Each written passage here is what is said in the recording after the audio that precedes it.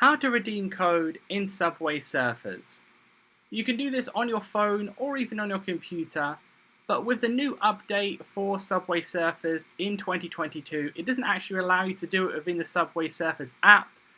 So that may actually change in future. Let's say, for instance, in 2023, you're watching this video, you might be able to go to the settings, which is in the top right-hand corner, that little cog. Click there, then scroll down until you potentially might see something that says enter codes or redeem codes. They might put that back in the app, but for now they've removed it. So you will need to go to a web browser, whether that's Google Chrome or Safari, etc.